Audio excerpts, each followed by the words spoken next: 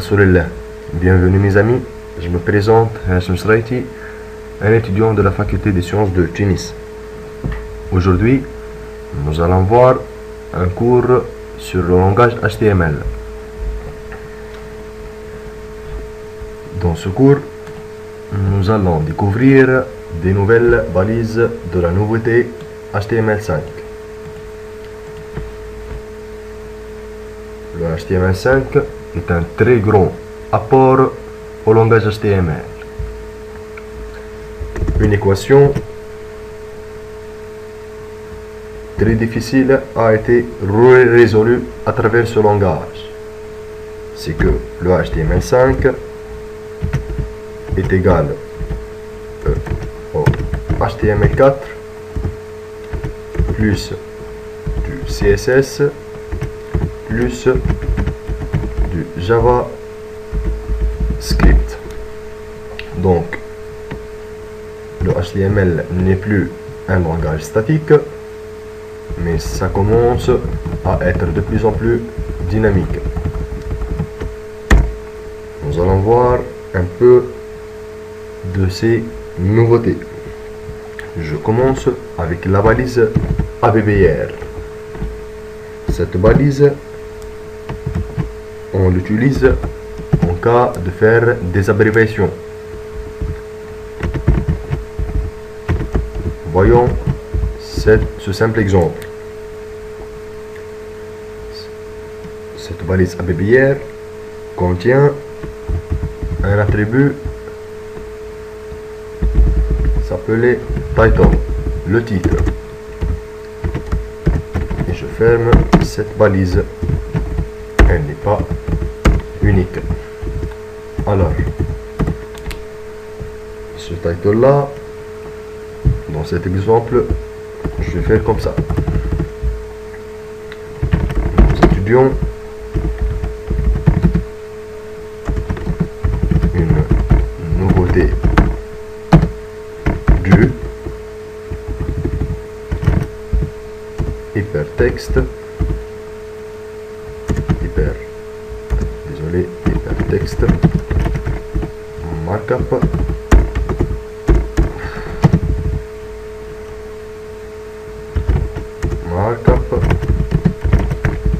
language. C'est le HTML. Et ensuite c'est la version 5.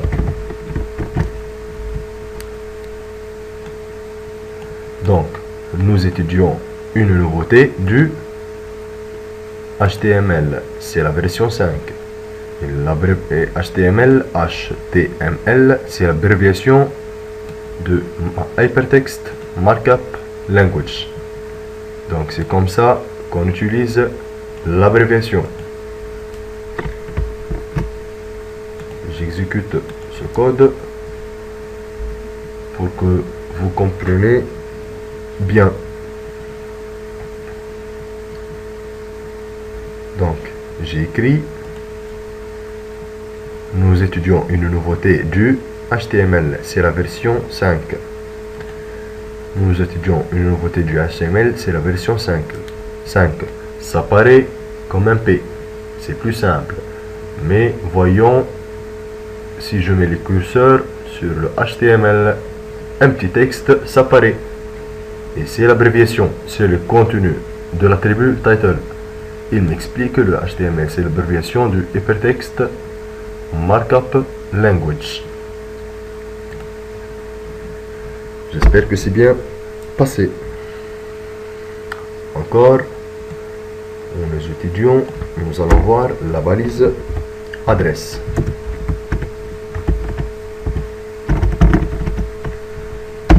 Cette balise est aussi, elle n'est pas unique.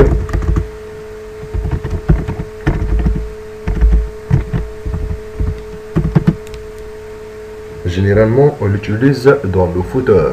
Quand je dis les footers d'une page, c'est la partie tout à fait en bas. Chaque balise a un footer.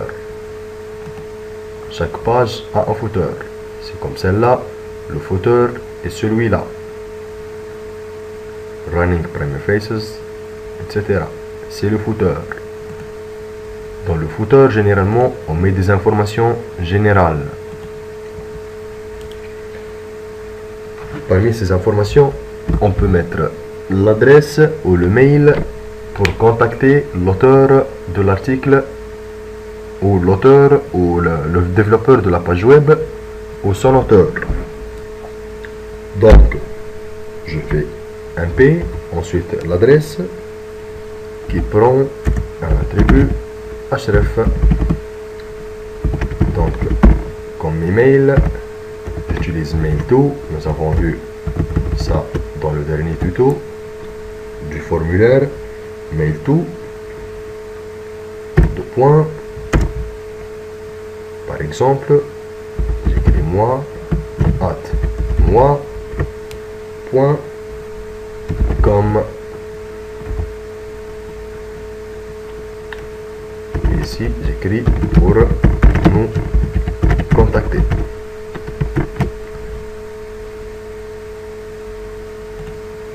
La page, j'actualise ici.